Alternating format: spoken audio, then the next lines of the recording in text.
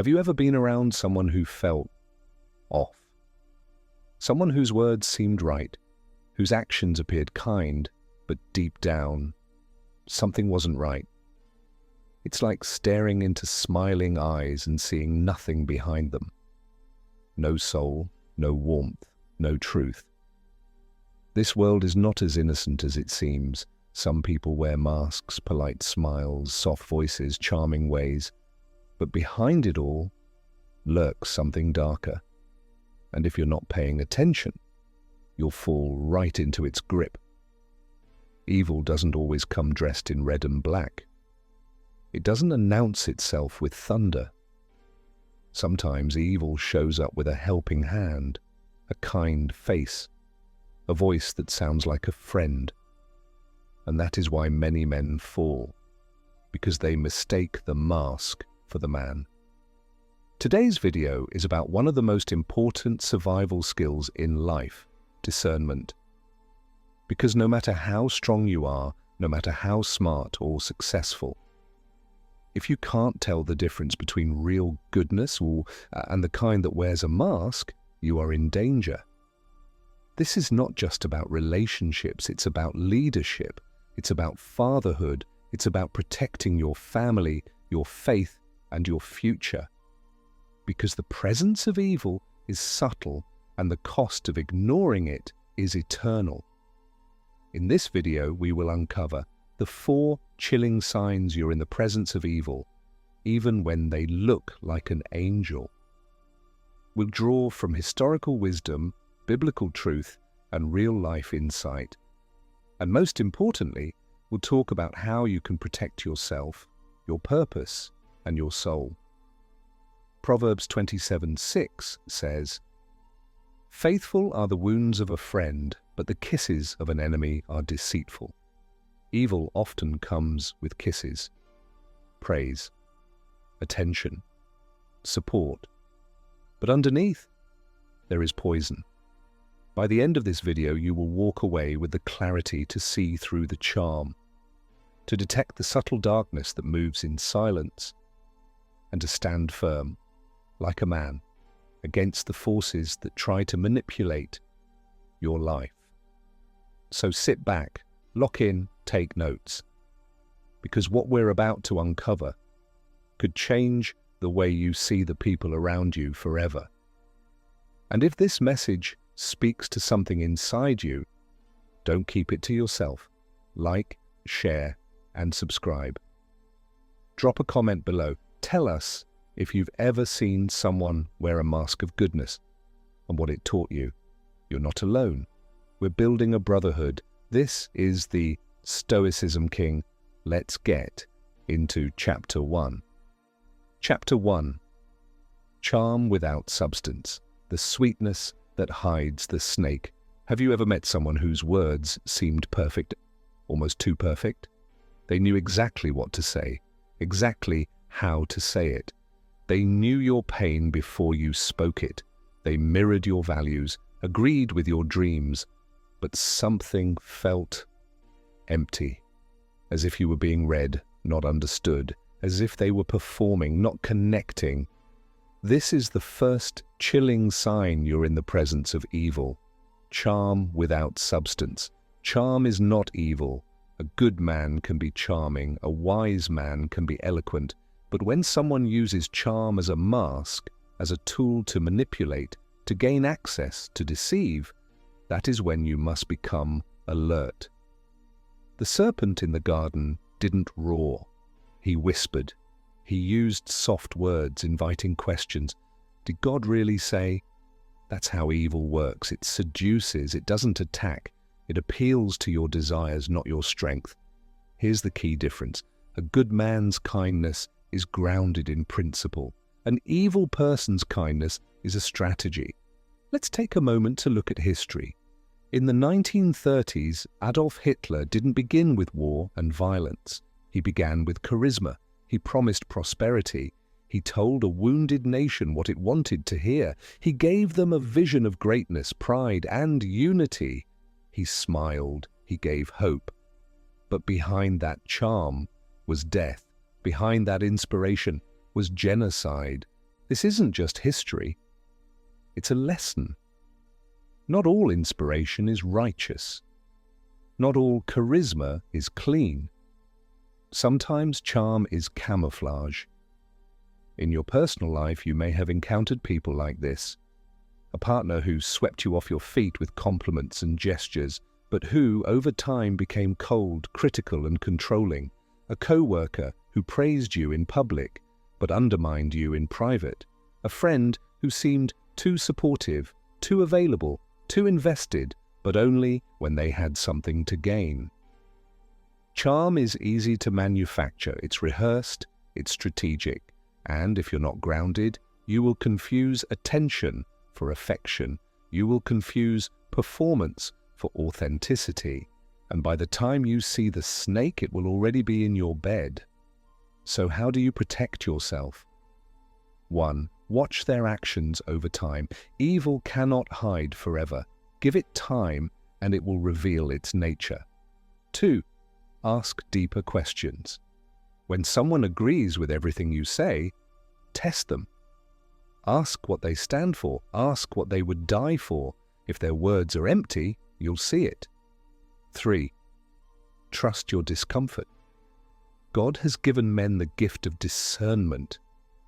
If something feels off, even when it looks good, don't ignore it. The Bible says in 2 Corinthians 11:14, Satan himself masquerades as an angel of light.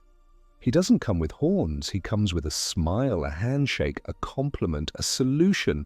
And that's what makes this sign so dangerous, because it feels good, it sounds right, but it's hollow. Charm without substance is like a polished apple that's rotten at the core. In today's world, we are taught to chase charm. We are trained to trust smiles, but you must look beyond the surface. A true man of wisdom sees beyond the act. He doesn't fall for flattery. He tests character. He watches for consistency. And when he sees charm being used as a weapon, he walks away. He guards his heart. He protects his calling, because the devil is not always the loudest voice in the room. Sometimes he's the most agreeable one. Brothers, be slow to trust what glitters. Be wise enough to test what feels good, and be strong enough to walk away from sweetness that comes with strings. Charm is fleeting, but truth stands firm. And if a man anchors his life in truth, no mask can fool him. Chapter 2. Confusion is their currency. When clarity dies, evil thrives. Have you ever felt mentally twisted after talking to someone? Not insulted, not yelled at, but confused. Like the truth just slipped through your fingers. Like you couldn't quite explain what was wrong, but you knew something wasn't right. That's not an accident. It's a tactic, because confusion is the second chilling sign of evil. When someone constantly bends the truth, distorts reality, and plays with your perception, they are not walking in light. They are operating in darkness. And darkness loves confusion, because when you no longer know what to believe, you become easier to control. Let's go to the Bible. In Isaiah 5:20, it says, "Woe to those who call evil good and good evil, who put darkness for light and light for darkness." Evil doesn't just do wrong, it tries to redefine what wrong even is. This is how manipulation begins, not with a lie, but with a twist, a slight shift, a small distortion, like a ship drifting 1 degree off course. Over time, it ends up miles away from truth. Evil people use confusion as a tool. They shift the blame. They contradict themselves, but act like you're the one misremembering. They deny things they said just yesterday. They make you question your memory, your instincts, your values. Gaslighting is the modern word. But this is an ancient trick.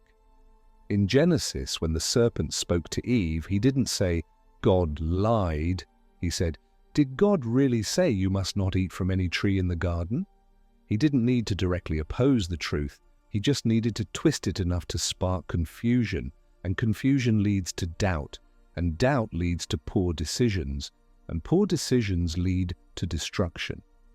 In the 20th century, communist regimes used propaganda not just to inform people, but to exhaust them. They would say one thing in the morning and the opposite by night. They would promote contradictory slogans, and over time, people stopped trying to make sense of it and just submitted. Confusion breaks your will. In personal life, confusion might show up like this: someone who always shifts the narrative during conflict, a partner who rewrites history during arguments, a friend who constantly mixes compliments with criticism so you never feel safe, a leader who keeps changing standards, making it impossible to succeed. This is not wisdom, this is warfare. You cheat on your mind, your confidence, your clarity.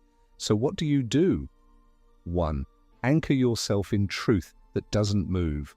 Psalm 119:105 says, "Your word is a lamp to my feet and a light to my path."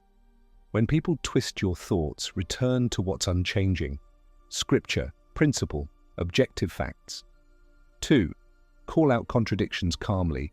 Evil feeds on confusion but shrinks under clarity. Say, "Here's what was said, here's what actually happened, help me understand the difference."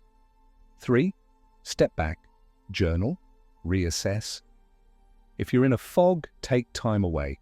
Write down what's true, what you know, what you feel. The more you clarify yourself, the less power they have. 4. Don't argue in circles, walk away. You don't need to win a debate with deception, just don't participate. The longer you entertain confusion, the more you lose yourself, your peace, your purpose, your discernment. Evil loves the grey because truth shines in black and white. But when everything's murky, evil can sneak in unnoticed.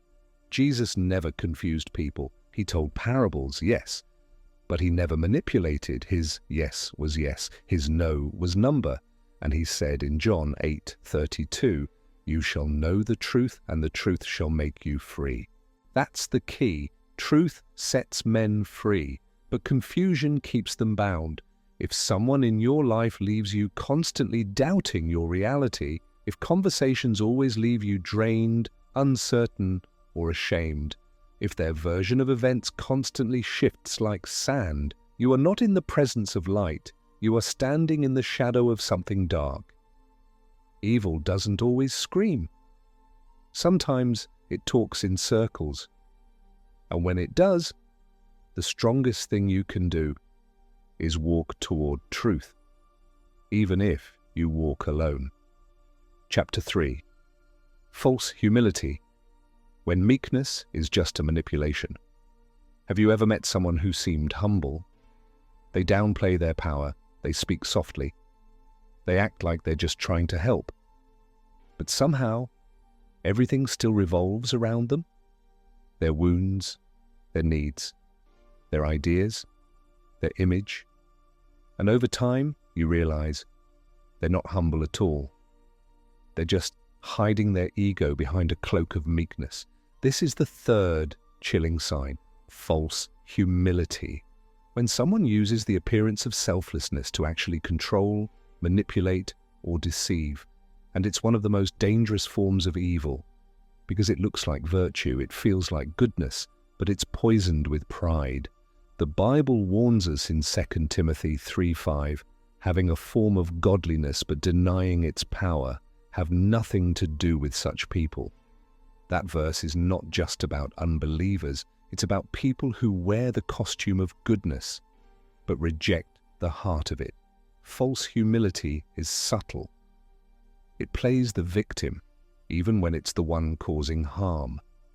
It speaks softly, but manipulates behind the scenes. It lowers itself just to gain sympathy, attention, or control. It acts powerless, but moves people like chess pieces.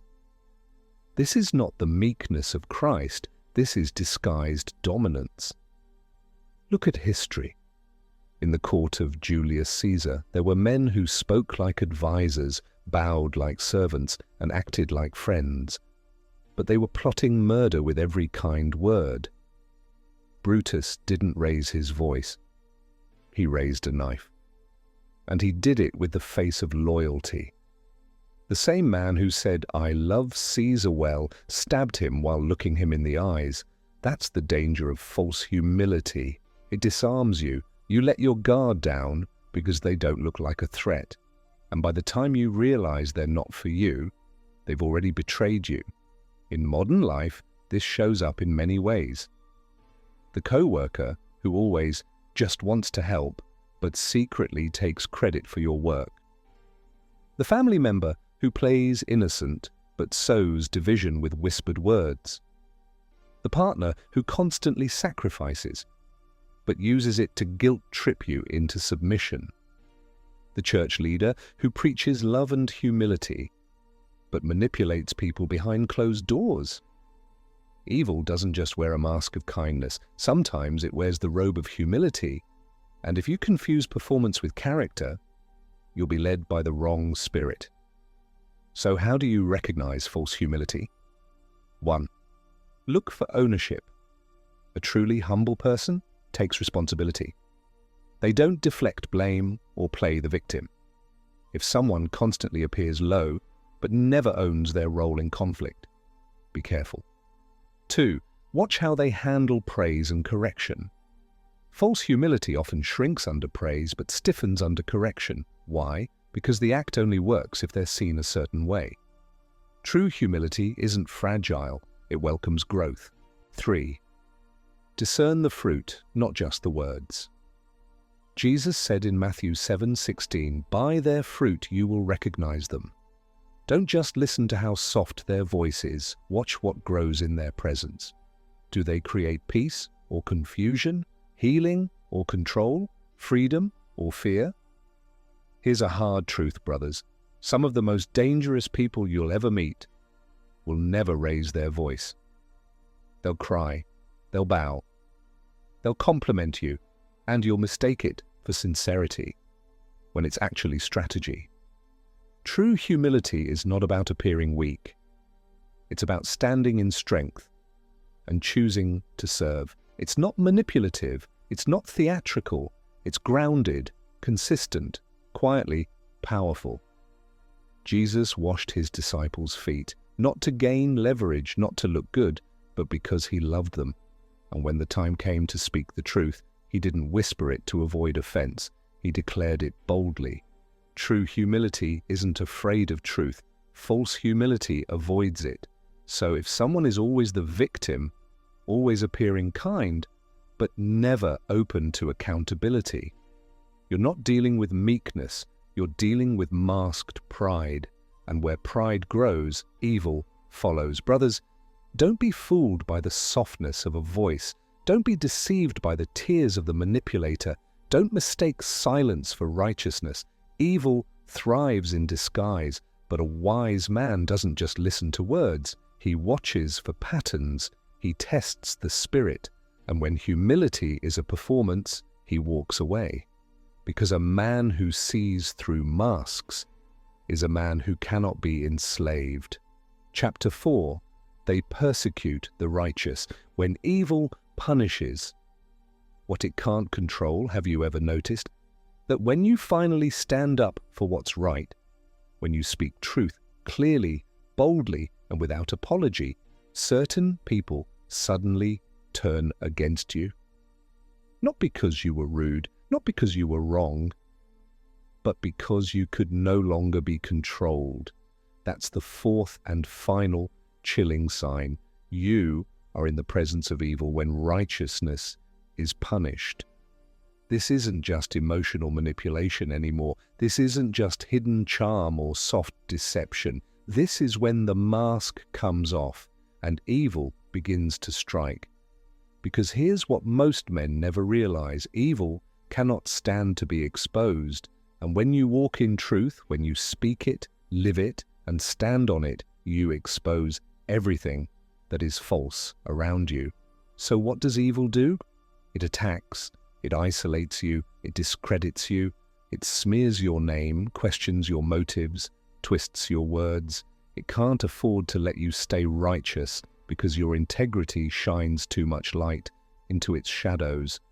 Look at the life of Jesus. He healed the sick, he fed the hungry, he loved the outcasts, He taught with wisdom, courage, and mercy, and still he was hated by the religious elite, by the prideful, by the hypocrites who wore holy robes but had wicked hearts. Why? Because he couldn't be bought, because he didn't play the political games, because he exposed their fake goodness and showed the world what real holiness looked like. In John 15:18-19, Jesus said, "If the world hates you, know that it hated me before it hated you, because you are not of the world, but I chose you out of the world, therefore the world hates you." That is still true today. The moment you stop being agreeable, the moment you stop tolerating lies for the sake of peace, the moment you stop playing along with someone else's dysfunction, you become a threat, not because you're aggressive, but because you've stopped submitting to evil disguised as love. In your life, this might look like a partner who turns cruel the moment you assert healthy boundaries, a boss or leader who praises you when you're silent but punishes you when you speak the truth, a friend who disappears the second you stop enabling their behavior, even family members who reject your transformation because your growth exposes their comfort with compromise. And make no mistake, this is a spiritual battle. Ephesians 6:12 says, "For we wrestle not against flesh and blood, but against principalities, against powers, against the rulers of darkness." That means what you're facing isn't just a bad personality, it's a spirit of deception, a spirit of control, a spirit of rebellion against truth. And when you stand in truth, that spirit will react, it will retaliate, it will try to shame you, silence you, and make you question your own clarity. But listen closely. Being rejected for righteousness is not a curse, it's a confirmation. It means you're no longer blending in with the lies. It means you've grown beyond the reach of manipulation. It means your presence convicts those who refuse to change. And here's the encouragement. You are not alone. Every great man in Scripture, Joseph, Moses, Elijah, David, Daniel, Paul, was persecuted, not for being evil, but for being uncompromisingly good. They were thrown into pits, prisons, and exile, not because they failed, but because they stood. The same will happen to you. When you start building your life on truth, some people will leave, some will attack, some will say, "You've changed," but let them go, let them slander, let them twist your name, because your integrity is not for sale, your soul is not negotiable, your purpose is not up for manipulation. You were not built to blend in with evil, you were born to stand against it. So if you're being punished for doing the right thing, take heart. If you're being mocked for walking in truth, stand tall. If you're losing people because you refuse to wear the mask, rejoice, because light always exposes darkness, and that means you're finally shining. Brother, now you know the 4 signs. You've seen how evil wears the mask of charm, how it thrives in confusion, hides behind false humility, and attacks what it can't control. You now carry the wisdom to see through the smiles, to walk with discernment, to stand in truth no matter who walks away. So don't keep this message to yourself. There are other men out there, just like you, who need to hear this. If this video hits something deep inside you, like, share, and subscribe. Drop a comment below, tell your story, warn other men, because the Stoicism King is rising, and we will not be fooled by masks. Stand firm, speak truth, walk light, and remember, evil doesn't fear strength, it fears discernment. You're not alone, we rise together.